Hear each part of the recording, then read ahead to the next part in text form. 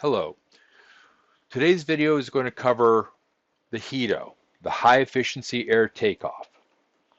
High Efficiency Air Takeoff is one of our taps that we use in HVAC duct design that is supposed to increase the airflow because of the larger opening going down to the round opening to make it more efficient. Now, in Revit, if we were to draw a tap to come right off this duct, this high efficiency takeoff will not automatically fill.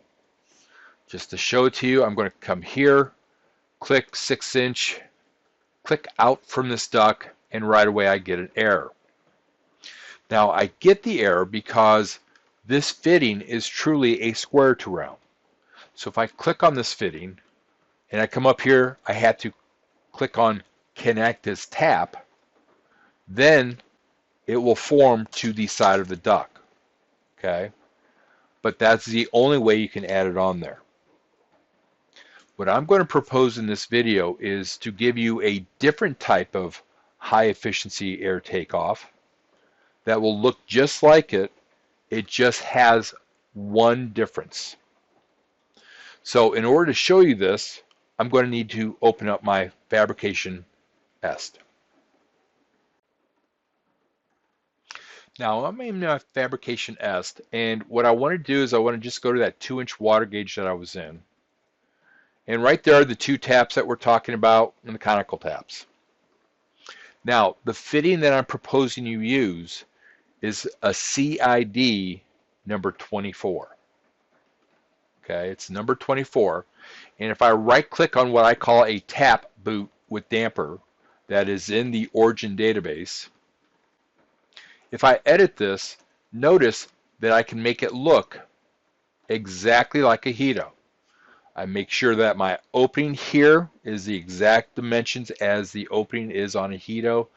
Make sure your width is the same dimensions. Okay.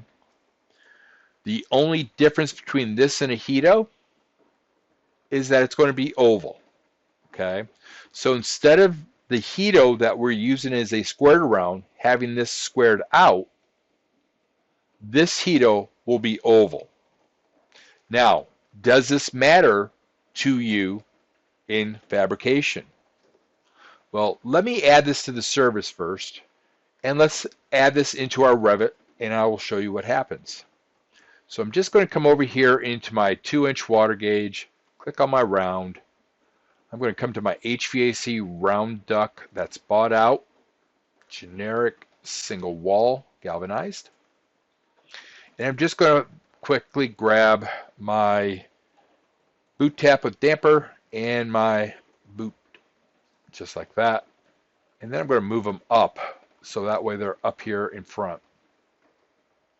Now, before I finish this, I'm going to right click on my high efficiency takeoff.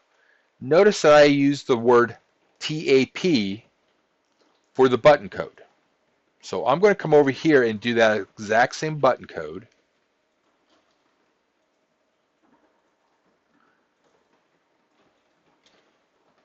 Say OK, and then I'm just going to say OK, and right away it updates my palette. Now I'll flip back to my Revit to reload this service up and show you the difference.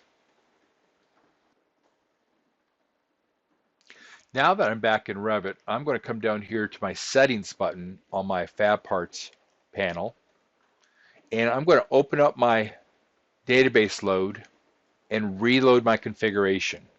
This is going to bring in all the new changes that I just made to that tool palette.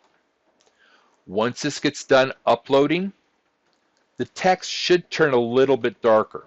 Okay, so if you can see, now I can hover over any of the loaded services, and if I have not drawn any of these services, I can get rid of it.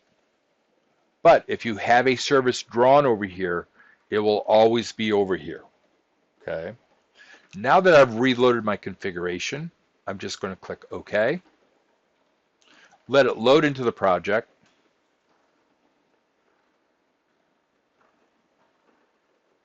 And now I have my boot with damper and my tap boot. The way I'm going to explain this one more time, I'm going to come up here to auto route. I'm at that 6-inch dimension again, and now when I draw this out, notice that I get that fitting that looks just like a HETO.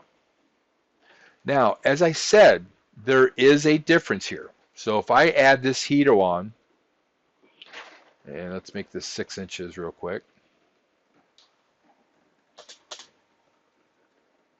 and let's go take a elevation view of those HETOs. Now, as you can see in the HETO, you have a square opening here going to a round opening or an oval opening. So if you had the export of an MAJ on and finish, notice that if you have the Evolve software, you can include that dynamic hole on your export. Now, if you do not have Evolve Mechanical, or you do have Evolve Mechanical, but you don't cut out your holes for your taps on your duct, uncheck this, say OK, realize now that what I can do is I actually can just use this fitting since I don't need to cut out the hole on the side of my duct. Again, this is just a workaround if you do not have to cut out that dynamic hole on your duct for this square tap. Hope this tips help. We'll talk to you next time.